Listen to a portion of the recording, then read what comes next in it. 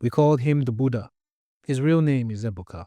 We were not really friends, but we had always found ourselves in the same class, dormitory, and strangely enough, seatmates on the bus ride home at the beginning of a term and the bus ride home at the end of a term. The name Buddha started during a leadership club session back in SS1, and the topic was on religion and tolerance, emphasis on Buddhism. Our social studies class was one we all looked forward to, not for the knowledge, but for the privilege to stare at Copper Nancy for 30 minutes while making plans of what a lovely bride she would make. Duels have been fought behind the school poetry for the sole right to publicly speak about her. Senior students, speaking of her, have been ambushed, and teachers who were adjudged being too close to her had their houses vandalized. Most female students and teachers in the school wanted her literally dead, especially the queen bees of the time. They all paled in comparison to Copper Nancy. The volume of reports made to the principal regarding how she was a prostitute was so much that the principal threatened to physically throw the next person who reported out of the window. The glares he got would have incinerated an armored tanker. On this fateful day, she had asked if anyone could mention a peace-loving person they knew, and there was a unanimous chorus of, "Ebuka." She walked up to Ebuka, gave him a tight hug, and literally purred. "Only a real man does that. Keep it up." And then she pecked him on the cheek. That was how his troubles started. The whole school turned against Ebuka. Teachers, senior students, and the ladies. He was bullied, mocked, and victimized at every turn. The once lively Ebuka became a recluse who was scared of his shadow. He made it a duty to avoid every public gathering. Come to think of it, he didn't come to the dining hall for any meal. He even stopped attending classes, but the teachers didn't care. One beautiful Sunday, I had a visit from my elder sister and she brought me some goodies. I sneaked into the piggery to enjoy the food she brought me, as I definitely did not want to share with anyone. The piggery was made up of two buildings, the older and the newer. The older building had been warded off because it was so decrepit that during a heavy rain, part of it had sunk for some reason. I figured that was the only place I could eat in peace. But as I slid between two walls supporting each other, and I emerged on the other side, I saw Ebuka. He was holding a live rat and was about to take a bite out of it. I know some of us would argue he was holding bushmeat, but as far as I was concerned, it was a rat. We stared at each other for a while, shock on my face and his. But then, panic crept into his eyes. The rat bit him and he yelped, releasing the rodents which fled. I did not realize how worried I was until I saw him then. I closed the space between us and hugged him. He resisted a bit, but then he hugged back. He cried and then I cried. We spent most of the day talking. He did most of the talking and I listened. The more he spoke, the angrier I became. My anger did not stop me from giving him some of the food I carried. He literally swallowed without chewing, that I got scared he would choke. I made up my mind. I told Ebuka he would stop hiding and follow me wherever I went, and he was not to leave my side. He tried to protest, but I guess he saw something in my face that made him nod his head in affirmative. We returned to the hostel. Monday was a public holiday and there were no classes, and as such, we did not have to leave our hostel room. Rumors spread that Ebuka was back, and some seniors came around, but based on protecting their territory, and due to the money I gave them, the SS3 students in my room warned them off. Tuesday, we had to go for classes. The protection I paid for covered me wherever I was in the school premises and extended to who I was with, so Ebuka was safe as long as he was with me. At the beginning of the second period, the English teacher walked in and saw Ebuka. "You think you can come into my class anytime you feel like, eh?" she addressed. "Follow me to the principal's office at once," she commanded, raising her voice. I stood up to follow and she retorted hotly.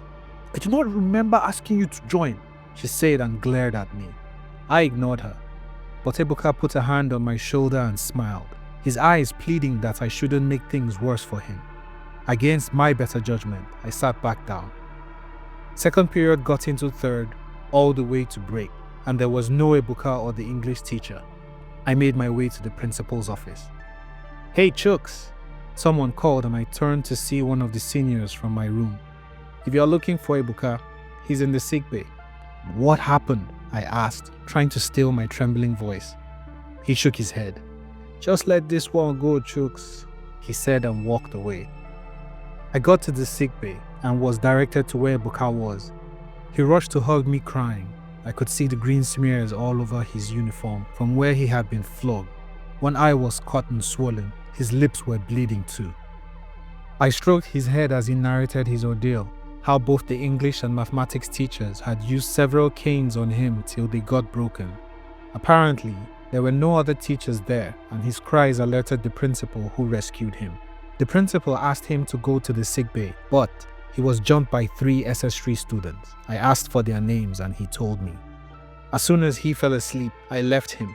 I gave one of the nurses a tip to take extra care of him, and I walked to the metalworks lab. Students and teachers in my school use me as a shining example in gentility, but, unknown to them, for the first 10 years of my life I lived in a warring community. I had seen how cruel we humans can be, and I had participated. I picked some pipes and walked into the teacher's office. Element of surprise was on my side, and I passed my judgment on the teachers. Then I went looking for the SS3 students. I broke their fingers. They cried like babies. Needless to say, I got expelled. Principal refused to call the police on me. He rather thanked me before handing me my letter. I later heard that Ebuka tried to hang himself but was saved on time. His parents came to take him and he never came back. I also heard he became a cadet and was sent to a war and was killed. I didn't believe that. I do not think he had it in him. Copper Nancy was redeployed as well as both teachers. I also heard that with the departure of Copper Nancy, sanity returned. Some claim that she was a witch that put a spell on everyone. I personally do not believe that. I think it was the envy and hate in their hearts that cast a spell. As I sipped on my beer, watching the sunset, my favorite part of the day, I particularly loved this joint for the view of the sunset and the jazz they played. I wonder why I was recalling that bit of my past. I am not exactly a nostalgic person. My reverie was interrupted when this guy sat opposite me. He had some scars that are easily recognizable as battle scars. I would know at least. I am a security consultant.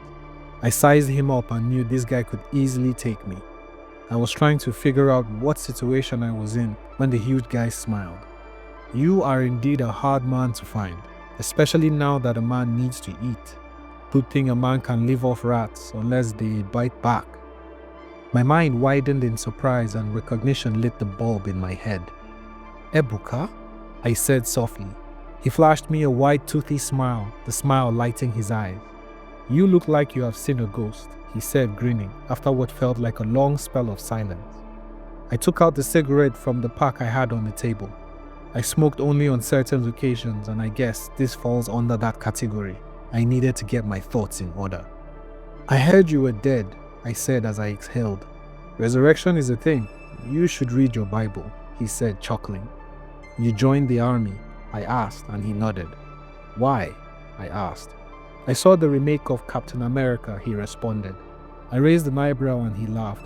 "That is the honest truth," he said, crossing his heart.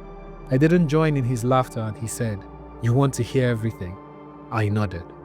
"It's going to be a long evening," he said, giving me a half smile. "I don't have any other engagements for the night." He signaled the barman and ordered for a bottle of whiskey. I gave him a puzzled look at the choice of drink and he gave me a knowing smile. "You would need it." He exhaled slowly and started. His father had insisted he write the term exam, despite the principal advising otherwise, recommending therapy instead. His mother had come to pick him up after the exams. She had cried all the way home when she laid eyes on him. This made him further loathe himself and wanted more than ever to end his life. Upon getting home, his father literally pounced on him. His father had wrapped his hands around his neck and was squeezing the life out of him. His father was in the military, a high-ranking officer at that. His father was to be promoted to a major, but then he got a nondescript letter advising him to refuse the promotion and retire, or his family would pay the price. His father had voluntarily resigned and was never the same again. So, as his father squeezed the life out of him, he felt compassion for his father and was happy to die by his hands. If you kill him, be sure to take my life too, his mother had said. These words got through to his father, who had released his neck and asked him to get out of his sight. He had expected his mother to comfort him, but she went to his father and hugged him instead. He had locked himself in his room, praying for death and crying his heart out, but God ignored him. He woke one morning to see his sister standing by his door. She had tossed a flash drive to him, informing him that she loaded some movies on the drive should he care. She turned and walked away. Somehow, boredom overcame his will to die. He connected the drive to his desktop computer and played the first file on the list. It was Captain America. That evening, he walked into the living room and had announced he wanted to join the army. His family looked up and every protest and mockery died on their lips. The look in Ebuka's eye scared them. The first few weeks in military school, he was bullied for being weak. Things changed after the 4th week. 3 notorious upperclassmates beat him to the brink of death, and he was rushed to the clinic in a coma. 2 nights later, the nurses' screams brought the guards into the clinic. They froze. Ebuka was standing before them. They could see that he had ripped a bar from the window and had wrapped it round his fist, and his eyes were white. They stepped aside and let him pass. That night, screams were heard from the hostels, but the accompanying maniacal laughter that followed stopped anyone from intervening. Does that sound familiar? He smiled like someone recalling a fond memory. That does not explain death, I responded softly. He paused and looked me straight in the eyes, the smile curling his lips, and I felt like prey. After he had administered his own justice, he had regained consciousness and discovered that he was in some kind of training camp in the middle of nowhere. He felt an odd smell in the air. He knew subconsciously that it was death, and he embraced it. Scratch that. He yearned for it. He saw cadets die every day in gruesome manners, but it was never him. He had always put himself in the face of danger, but death avoided him. The person who had left the camp at the end of the training was a being that even the instructors became scared of. There was something about the look in his eyes that was beyond death. He had been sent on a mission with his colleagues. They were ambushed.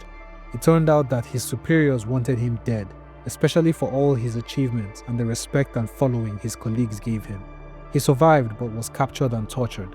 Death still avoided him, until his captors became complacent and they didn't live to make amends. His superiors also didn't live to get a second chance. The army discharged him, and there was an agreement for him to never associate with the army ever again. His life had no direction after that, until fate brought Copper Nancy back to him. She had brought back some of his humanity. I have come to learn that peace can come from violence. Wouldn't you agree? He asked, smiling. I said jokingly, trying not to show my nervousness. I was about asking you what you wanted from me, but I guess you want me to be your best man at your wedding. This is an honor I will gladly accept. I raised my glass to toast him, but the dead look in his face froze me. Nancy is dead, he said flatly. I am so sorry. I didn't know. Now you know, which brings me to why I am here. He paused, stared at my glass intently. Your glass is empty, he said as he refilled my glass. I know you are a security consultant, and I must say, I admire your work. You are thorough, meticulous, and a true professional. He slid my glass closer to me and made to fill his. A new client contracted you, and as you know, they are part of a cult, and they periodically carry out rituals. He placed the bottle on the table and raised his glass. Our eyes met and he held my gaze. Their last victim was Nancy, and she was carrying my child.